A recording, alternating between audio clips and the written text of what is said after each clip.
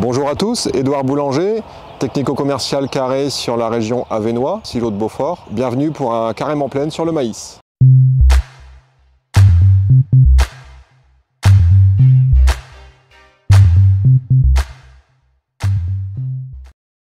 Alors nous sommes ici sur une parcelle de maïs semée le 18 avril sur la commune de Beaufort. Plusieurs variétés d'indice 280. On est sur un limon argileux avec un labour d'hiver, 30 tonnes de fumier à l'arrière-saison et ici au printemps un ternaire, un NPK. Un maïs qui a été désherbé la semaine dernière au stade de 4 feuilles avec deux produits, avec du racinaire et du foliaire. Le but est de cibler les kénopodes, enfin la flore dicote du printemps, ainsi que les paniques, et aussi quelques vivaces. Donc on est aujourd'hui au stade 6 feuilles du maïs. On peut envisager un rattrapage sur vivace si vous avez des rumex, des chardons, des laitrons, du liseron. À partir de ce stade-ci, jusqu'au stade 8-10 feuilles du maïs, on peut agir avec des produits à base de dicamba, de fluroxypyr par exemple. Alors il est possible avec un rattrapage désherbage de mélanger des biostimulants en année sèche.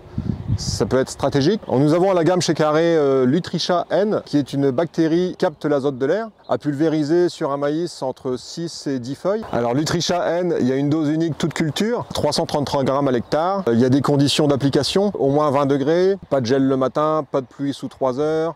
70% d'hygrométrie. Ensuite, nous avons l'intracell qui est purement un anti-stress. C'est de la glycine bétaïne entre 0,5 et 1 kg hectare, donc qui va redynamiser votre plante. Nous avons enfin le Nutrifos qui est là ni plus ni moins que du phosphore en liquide pour toute carence induite par exemple à 4 litres hectare. Vous pouvez dynamiser votre maïs avant le recouvrement. Alors le phosphore est un élément très important pour le maïs. C'est une plante gourmande, c'est important d'en mettre au départ, d'où l'intérêt d'avoir des engrais starter dans la ligne de semis. Il est possible aussi de faire du Nutrifos en rattrapage quand on voit des carences. Vous voyez un maïs qui est violacé comme ça c'est signe d'une carence en phosphore. Le phosphore est important au départ pour une bonne vigueur, ainsi que pendant tout le cycle de la culture. Le phosphore est important pour une bonne inflorescence et une bonne fécondation, d'où des beaux épis. Alors si vous n'avez pas mis tout l'azote au semis, il est possible aussi de complémenter en foliaire avec des produits type Foliance à 25 litres hectare minimum ou Azospeed 10 litres hectare. Ce sont des produits qui sont composés d'azote, de soufre